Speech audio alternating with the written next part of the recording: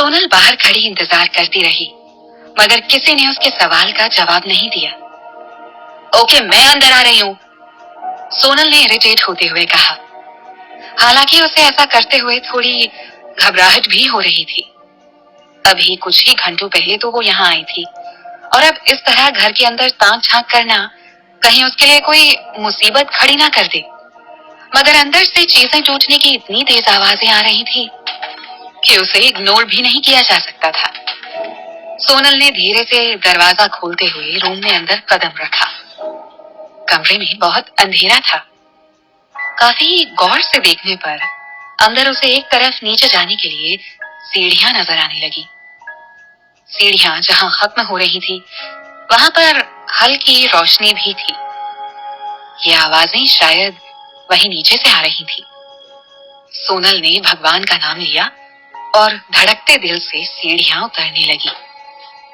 आधे रास्ते तक पहुंचते पहुंचते उसे समझ में आने लगा था कि नीचे शायद बियर बार है। जैसे जैसे वो नीचे की तरफ बढ़ रही थी, शराब की गंध तेज होती जा रही थी। सिद्धार्थ, तुम ठीक तो हो? सोनल के मुंह से घबराहट में बस यही निकला। वहां एक टेबल के पास सिद्धार्थ बैठा था। उसके एक हाथ में शराब की बोतल थी और दूसरा हाथ उसने वहीं टेबल पर रखा हुआ था। टेबल के आसपास चारों तरफ टूटी हुई बोतलों के कांच के टुकड़े बिखरे पड़े थे। कांच के कुछ टुकड़े टेबल पर भी बिखरे हुए थे। उनसे लगकर सिद्धार्थ के हाथ में कई जगह कट लग गया था, जिनसे खून बह रहा था, मगर उसके चेहरे पर दर्द का नामो निशान तक नहीं था। मानो अब उसे इन सब से कोई फर्क नहीं पड़ रहा था। पड़ता भी कैसे? उसने इतनी पी रखी थी कि उसे शायद ही कुछ भी फील हो रहा। सोनल ने जल्दी से उसके पास आकर देखा। वो कहीं से होश में नहीं लग रहा था। सिद्धार्थ के पास से शराब की इतनी तेज गंध आ रही थी कि सोनल का वहां खड़ा रहना भी मुश्किल हो रहा था। उसने जल्दी से मेज पर पड़े कांच के सारे टुकड़े सिद्धार्थ के हाथों से दूर कर दिए। तुम ठीक तो हो ना? उसने एक बार फिर से अपना सवाल दोहराया।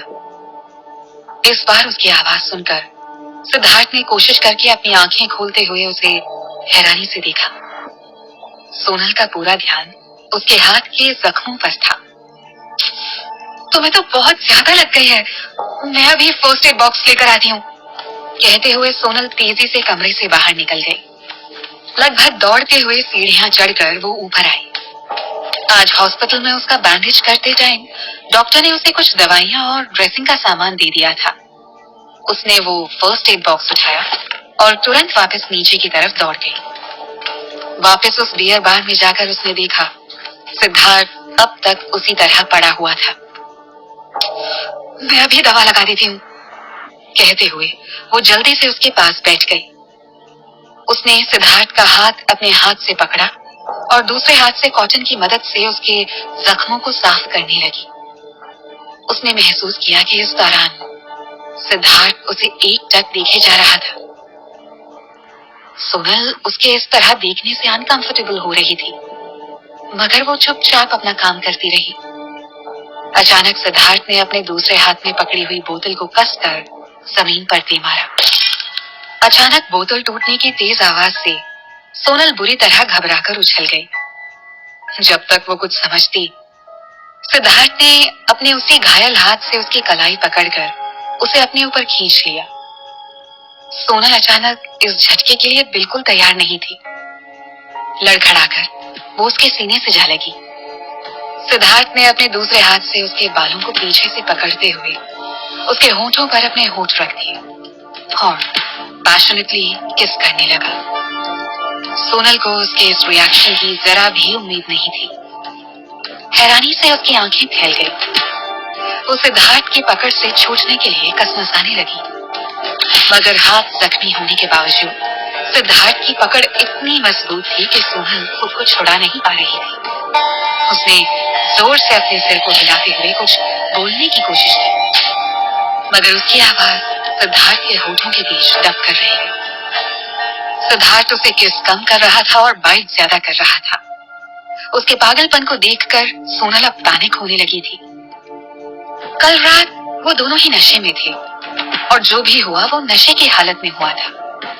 मगर आज सोनल पूरी तरह होश में थी और जानबूझकर वो दोबारा वही गलती नहीं करना चाहती थी।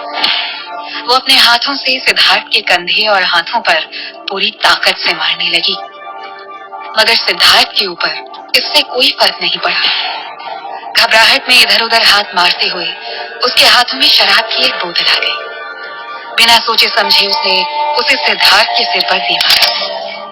तड़ाक की आवाज के साथ बोतल चूर चूर हो गई और फाइनली सिद्धार्थ ने उसे छोड़ दिया। उसकी पकड़ से आजाद होते ही सोनल तुरंत उसे छिटक कर अलग हो गई और एक सुरक्षित दूरी बनाकर खड़ी हो गई। सिद्धार्थ ने अपना सिर पकड़ते हुए उसे गुस्से और आश्चर्य दोनों के साथ देखा। घबराहट के मारे सोनल की सांसें अब तक ऊपर नीचे हो रही थी। हाउ डेयर यू, सिद्धार्थ ने लगभग घुर्राते हुए कहा। मुझे भी मत करो, तुम्ही ने पहले सब शुरू किया, सोनल ने भी गुस्से में जवाब दिया। यहाँ मेरे पास आओ, सिद्धार्थ ने लड़खड़ाते हुए उठने की कोशिश की। नेवर, सोनल उससे 2 कदम और पीछे हटती हुई बोली। इतनी मुश्किल से तो वो उसकी पकड़ से आजाद हुई थी।